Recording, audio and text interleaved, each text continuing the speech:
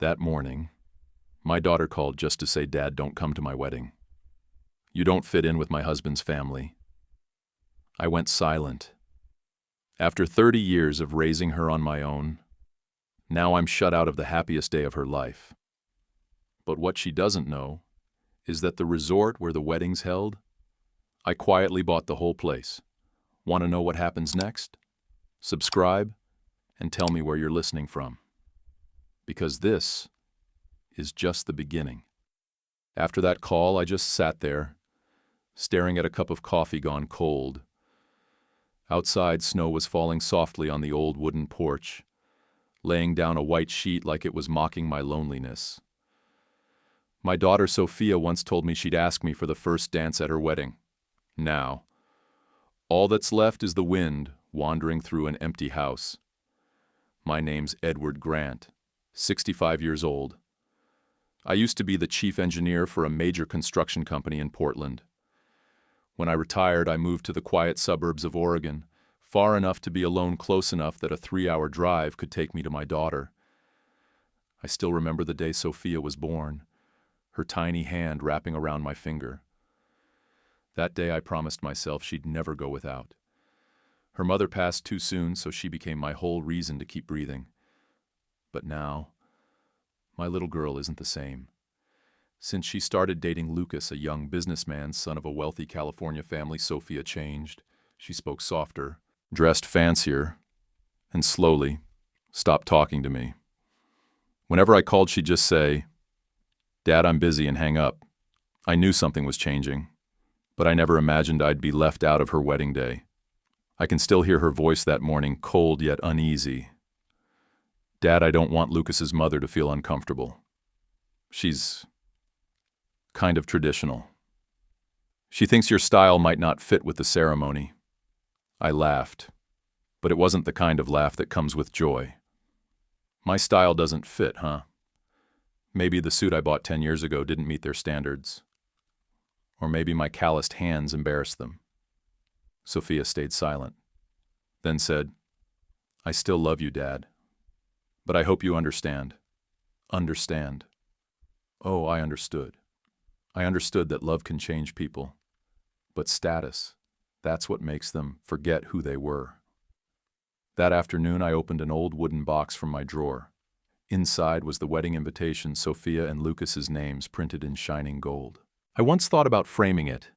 Now, it just felt cold. I put it away, turned on the TV, Christmas shows, families hugging, laughter everywhere. I turned it off. At 7 that night, I stepped out to the porch with a bottle of old whiskey. Snow was falling thick. An owl hooted somewhere in the distance. I thought about all those years on construction sites, dust, sweat, long nights.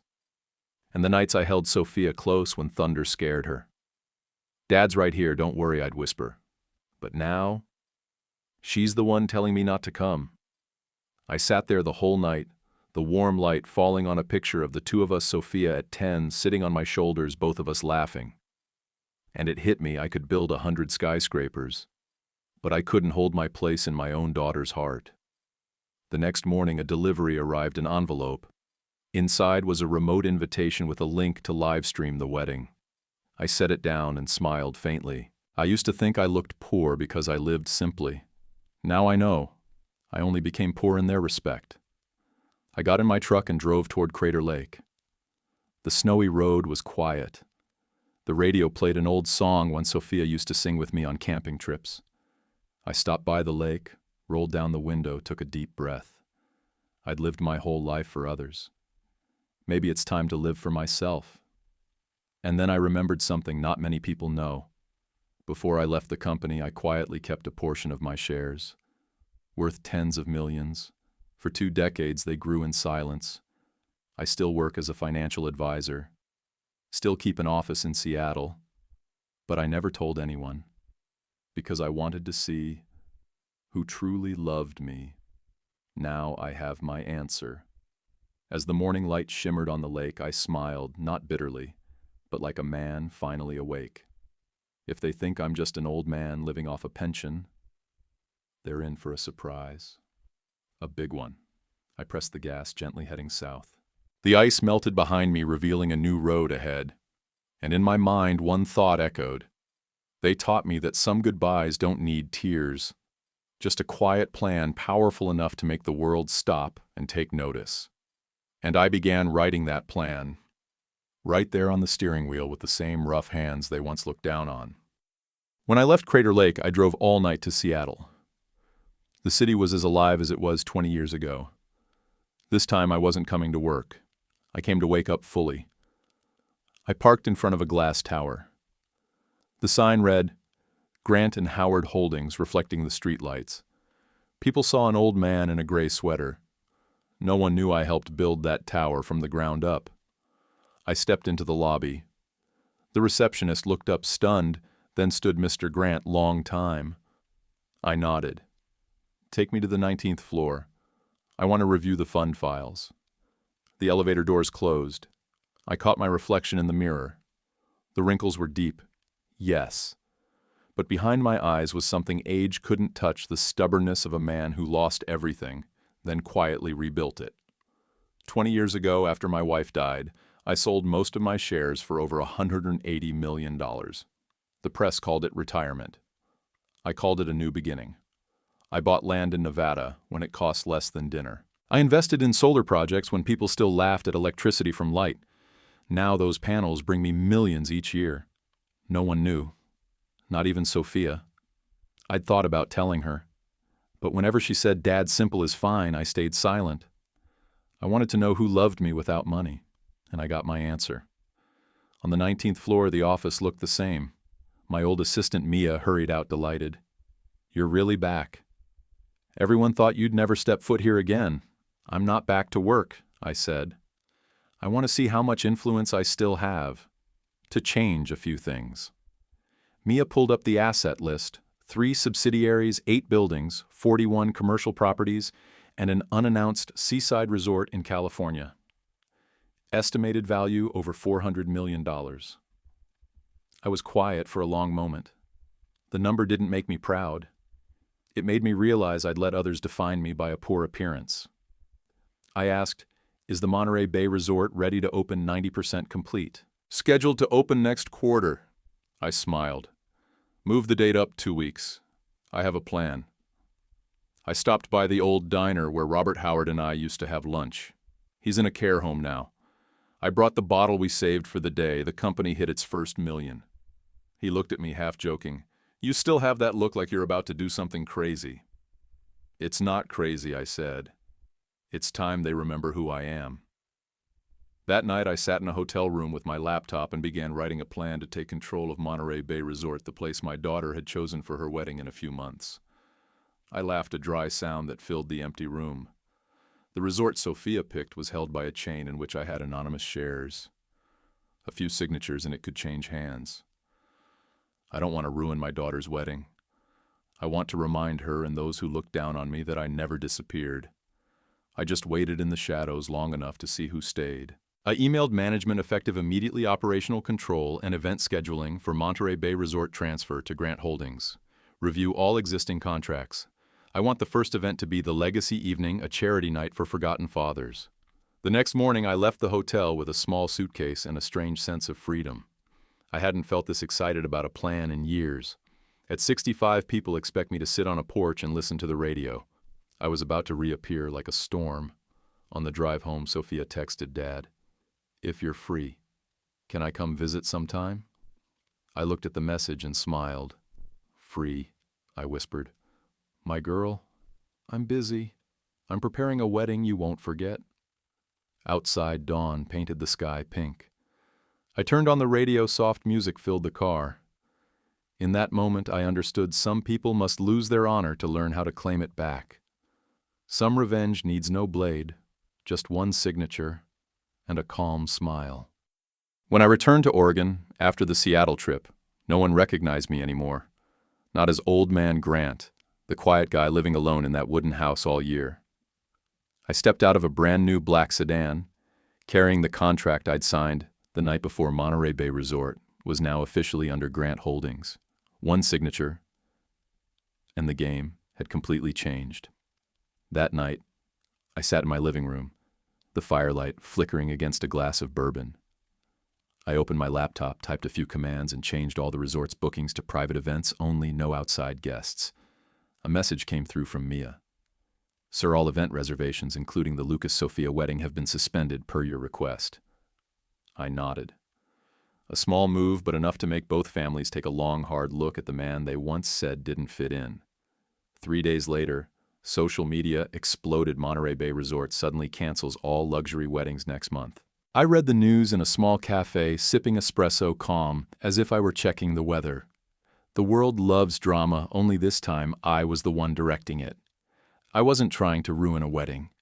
I was teaching a lesson with elegance, not anger. So instead of shutting the resort down, I launched a new plan. The Legacy Evening, a charity gala, honoring fathers who've been forgotten. I called up old friends, business partners, architects, artists, even the workers I'd once built bridges with. "I want to invite you to a dinner," I said. "Nothing fancy, just a night where people once overlooked can walk under the lights again." Each one said yes. Some laughed. "Ed, you haven't lost your touch." I just replied, "No, I'm just warming up." A week later, Monterey Bay Resort lit up like a dream.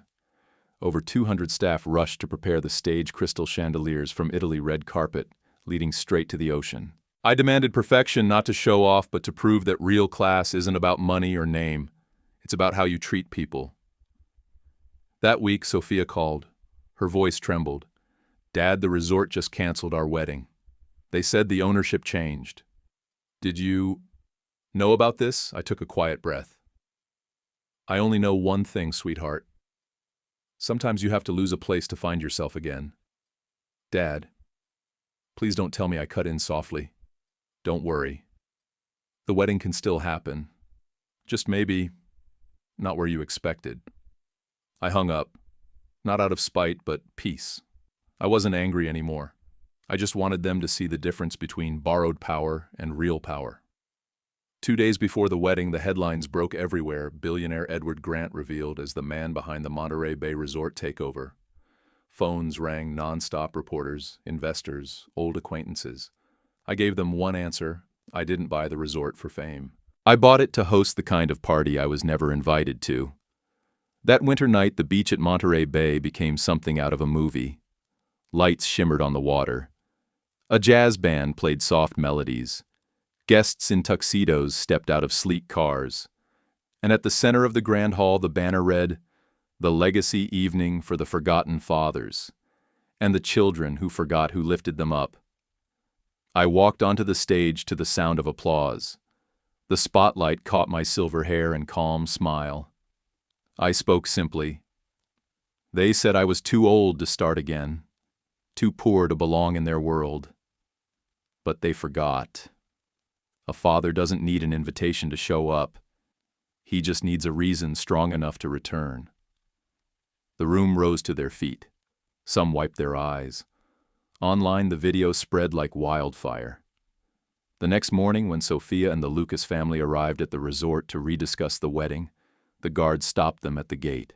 "I'm sorry," one said politely, "the venue is fully reserved for Mr. Grant's event." They stared at each other, stunned. Sophia called me right away. "Dad, what's going on?" "Nothing, sweetheart," I said gently. "I just borrowed the place for a bit. But if you want, come tonight. There's room for anyone who's forgotten the worth of a father." Then I hung up. Not to run away, but to let them choose, come to remember or stay to pretend I never mattered. Through the glass wall, I watched the waves crash against the shore, keeping rhythm with my heartbeat. Somewhere the jazz music still played softly. I took a sip of red wine and thought to myself, sometimes silence isn't weakness. It's the perfect pause before a return powerful enough to quiet the whole world.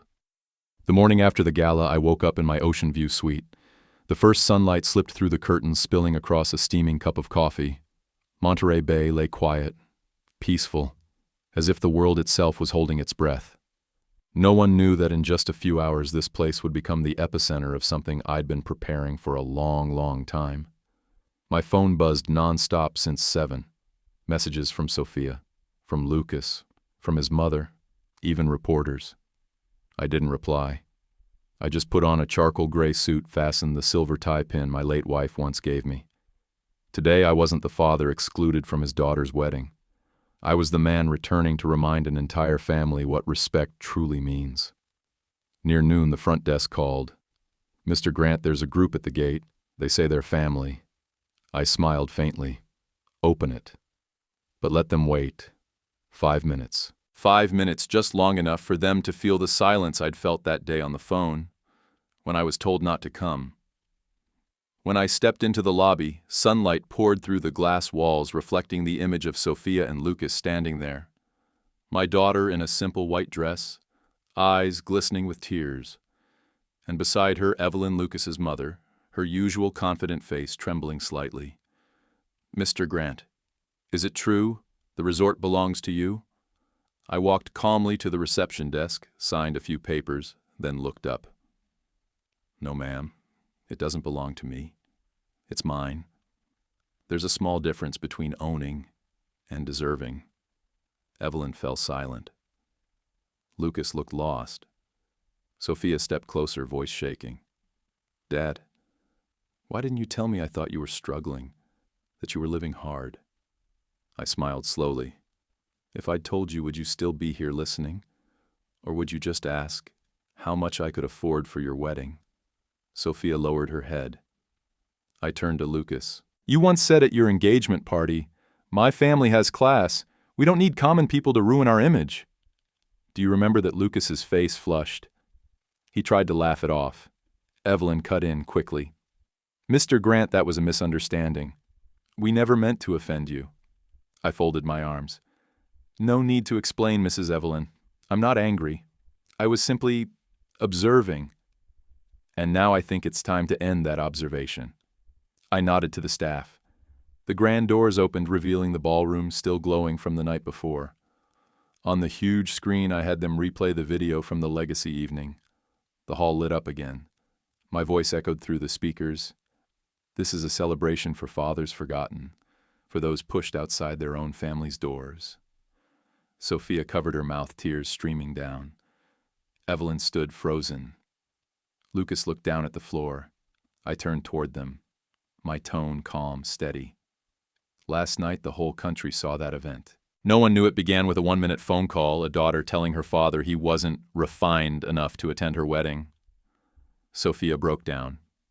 "I'm sorry, Dad. I was wrong."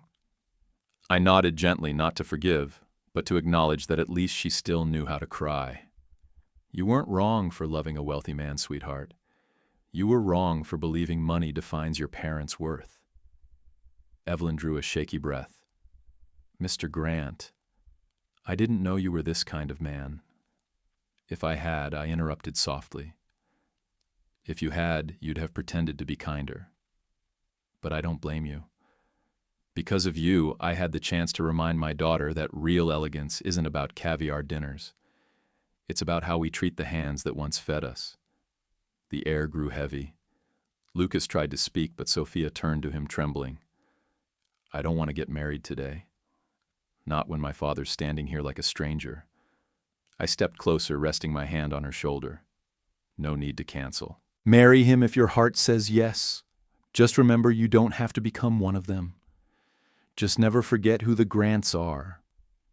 Her eyes were wet, but her gaze was different now. No fear, just understanding. I walked out to the balcony. The sea breathed softly below, wind carrying the salt through the hall. Behind me, I heard her whisper through tears, "Dad, thank you for coming back, even if it had to hurt." I smiled. Sometimes, sweetheart, a father can only teach through pain, because that's the lesson you never forget. That evening, the headlines filled every screen. Billionaire Edward Grant, the father once rejected, now teaching the world what respect truly means. But I didn't care about the noise. I just knew. The storm had passed, and in the ruins of pride and vanity, the only thing left standing was love strong enough to rebuild everything. That afternoon, Monterey Bay Resort returned to its quiet rhythm.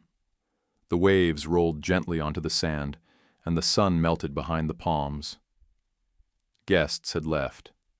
The staff were clearing what was left of the gala confetti glasses, and fragments of emotions still lingering in the hall. I stood alone on the second-floor balcony looking down at the beach where Sophia sat, her small shoulders trembling in the wind. The storm from the morning still lingered inside me, not as anger, but as calm after closure. Everything that needed to be said had been said. And I knew for her shame would cut deeper than any scolding. Sometimes pain itself is the most honest teacher. I walked down the steps, slowly approaching her. She didn't move. Her hands clenched the edge of her white dress, eyes lost somewhere beyond the waves. When she heard my footsteps, she turned. Her eyes were swollen. "Dad, I don't even know what to say.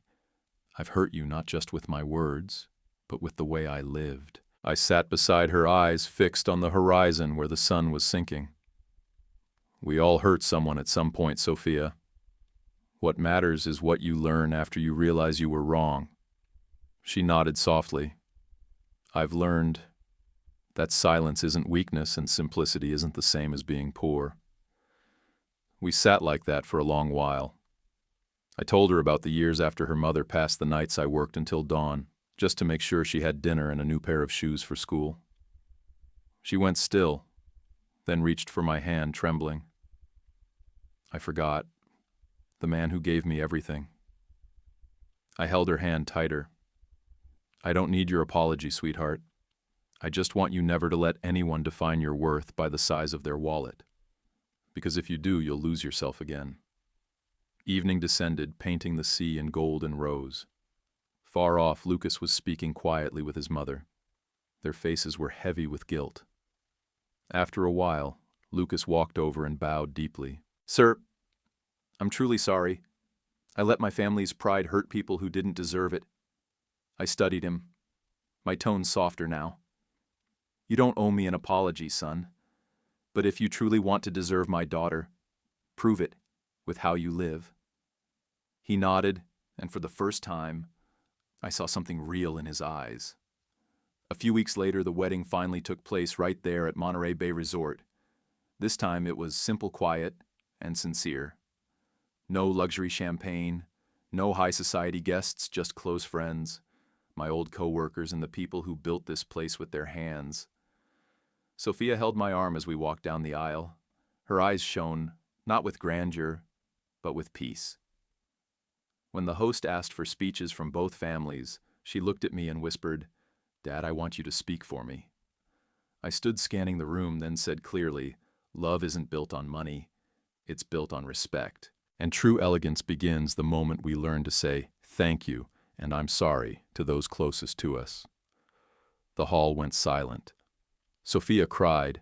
Lucas held her hand tight, and for the first time in years, I felt lighter, like I had finally set something down.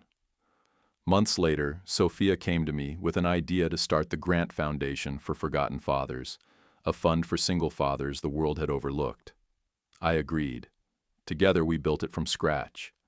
Within a year it had raised over $80 million, helping thousands of men start anew. At the foundation's launch, Sophia stood on stage, microphone in hand, smiling. "If not for this man, my father who taught me that kindness outweighs wealth, I would have never understood my own worth." The audience rose in applause. I sat in the front row, silent, my heart full of a pride words couldn't hold.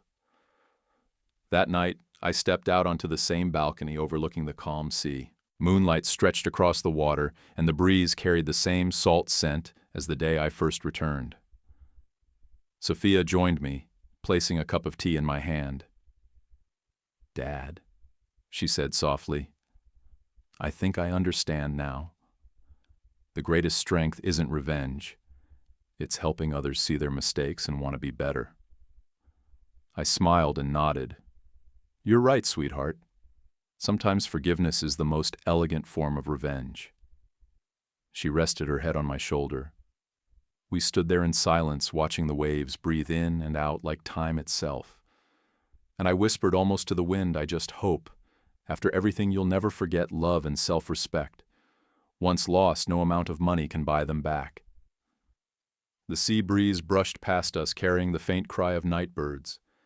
And in that quiet, I knew the journey of the forgotten father had finally ended with forgiveness and a peaceful smile. Thank you for listening to my story. If you enjoy true stories with unexpected turns, don't forget to like, share, and subscribe for more. See you in the next one.